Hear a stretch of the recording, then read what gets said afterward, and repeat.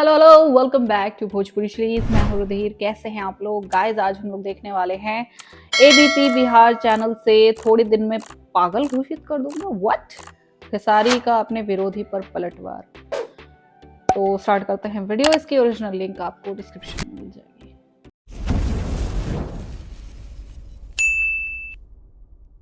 आपने कहा कि महागठबंधन की सरकार बनी तो 2 करोड़ नौकरी मिलेगा, तो तेज प्रताप यादव ने कहा कि नाचने वाला नौकरी देगा। चलिए, बड़े भाई है भाई, वो उन्हीं लोगों से मिल के ना वो भी कुछ भी बोल रहे हैं, बट ठीक है, वो बड़े भाई, उनका जवाब देना मेरे लिए जरूरी नहीं है।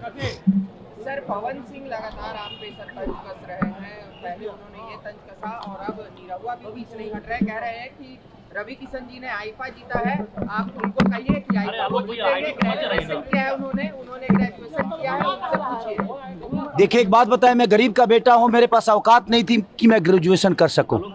वो अमीर के बेटा थे, वो तो पीएचडी भी कर सकते हैं।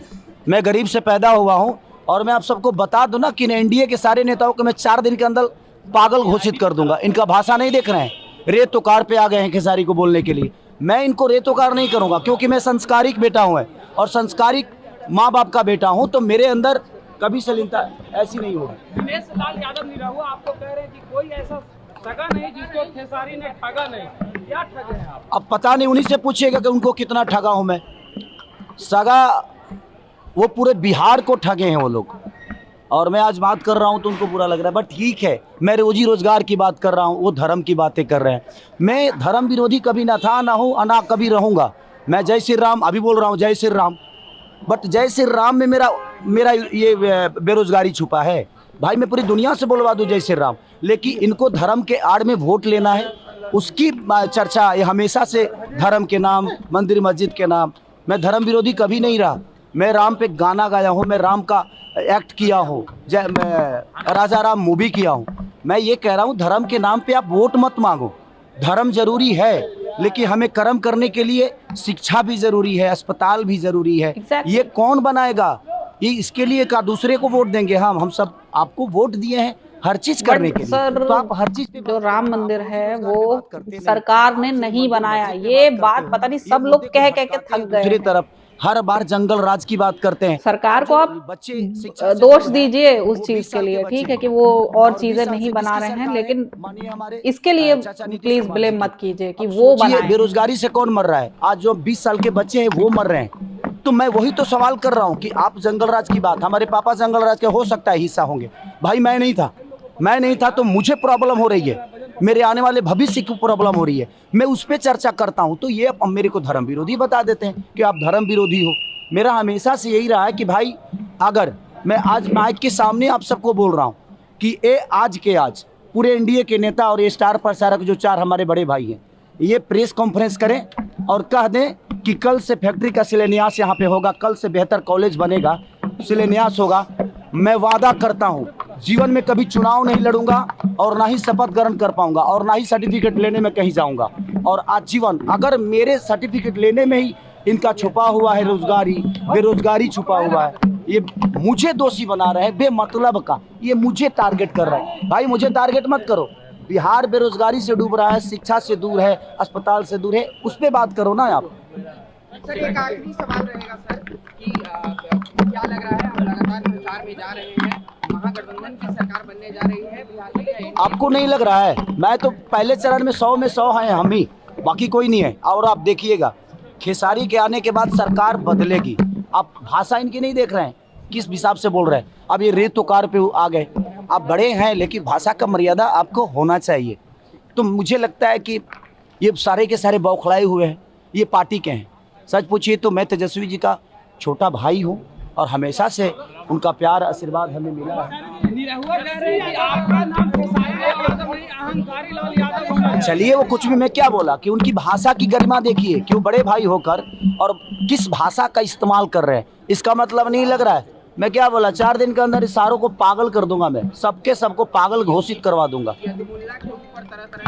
कोई बात नहीं, शायद मुसलमान हमारे देश के हिस्सा नहीं है, और अगर बेहतर बिहार के लिए मैं बात करता हूं तो यदुमुल्ला हूं, तो मुझे मंजूर है यदुमुल्ला होना। अगर शिक्षा की बात करता हूं और पलायन रोकने की बात करता हूं और ये मुझे यदुमुल्ला कहते हैं, मुझे मंजूर है यदुमुल्ला होना। मुझे कोई फ़र्क नहीं पड़ता कि मैं यदमुल्ला हूँ कि मैं क्या हूँ। आप बिहार को बेरोज़गारी से दूर कर दो, बिहार के बच्चों को बेहतर शिक्षा दे दो, बिहार के बच्चों को बेहतर पलायन रोकने की बात कर दो, उनको अपने घर में रोक दो। कुछ बातें हैं जो खेसारी लाल यादव काफी अच्छी कह रहे हैं। अगर उनको ये शब्द बोलने से और ये करने से यदमुल्ला कह रहे हैं तो आई एम यदमुल्ला, मुझे कोई फर्क नहीं पड़ता। कहा है कि हम गंदा गाना सीखे हैं इन्हीं चारों लोग से गाने के। बिल्कुल सीखा हूँ भाई, आगे यही थे ना। और जहाँ तक कह रहे हैं ना कि उन्होंने ये जीता है, उन्होंने वो जीता है, तो भाई मेरे से पहले तो रवि जी के बाद आप आए थे ना, तो आप क्या क्यों नहीं जीत लिए? तो आप नहीं जीते तो हम भी छोड़ दिए, हम नहीं जीतता हूँ, रहने दो, इसलिए मैं भी नहीं जीता। सर वोट चोरी के ऊपर लगातार सवाल उठ रहा है। वो तो आज से थोड़ी हो रहा है। ओके सो यहाँ पे ये वीडियो खत्म भाई। बहुत मैं कह नहीं रही हूँ, सब बहुत अगली हो चुका है। ये चुनावी जो भाषा होती है, ठीक है, उससे हट के लोग जब कुछ ना कुछ बोलेंगे तो ऑब्वियसली हर चीज बहुत ही खराब और गंदी दिखने लगेगी। सीरियसली भाई, चुनावी भाषा जो होती है, मैनिपुलेशन, पॉलिटिकल टर्म्स यूज करना, वैसे बात करके उस टाइप से एक पढ़े लिखे इंसानों की तरह बात करके अगर कोई बात करेगा तो ऑब्वियसली उसको वही जवाब मिलेगा, उसी पॉलिटिकल भाषा में जवाब मिलेगा। लेकिन क्या है ना, लोग अक्सर बोलते बोलते फिर ऐसी ऐसी चीजें बोल जाते हैं जो कि दूसरों को चुभ जाती है, ठीक है। तो वही है, अब दोनों तरफ से चुभा चुभावल चलेगी तो ऑब्वियसली खराब चीजें होती जाएंगी, राइट। चीजें बहुत ज्यादा अगली होती जाएंगी। लोग कभी किसी चीज को गलत कहेंगे, कभी किसी चीज को गलत कहेंगे। ओके, यहाँ पे खेसारी लाल यादव के बयान में मैं ये नहीं कहूंगी कि हाँ मैं हर चीज से परफेक्टली मतलब सहमत हूँ, नहीं। मैं कुछ चीजें जो टर्म्स इन्होंने यूज किए वो उससे मैं सहमत हूँ, ठीक है, कि बिहार में बेरोजगारी को हटाने की ज़रूरत है, ठीक है, रोज़गार बढ़ाने की ज़रूरत है, फैक्ट्री, कारखाने, अस्पताल, स्कूल्स, कॉलेजेस, हर चीज़ की बहुत ज़्यादा ज़रूरत है और वो चीज़ बननी चाहिए, ठीक है। बाढ़ हर साल आती रहती है, कभी हर दूसरे तीसरे साल आ जाती है, ठीक है। तो उस फ्लड मतलब रीअकरेंस की ज़रूरत है कि हाँ उसको सही किया जाए। बाढ़ नियंत्रण का बहुत ही कड़ा और पुरजोर इंतजाम होना चाहिए, ठीक है, इस चीज का इंतजाम होना चाहिए, वो किया जाए। वो ये सारे टर्म्स अच्छे हैं, लेकिन एक चीज जो चीज खेसारी लाल यादव ने कही कि भाषा सबकी खराब हो रही है, तो मुझे नहीं लगता कि सिर्फ उन सबकी ही भाषा खराब हो रही है, उनकी तो खराब हो ही रही है।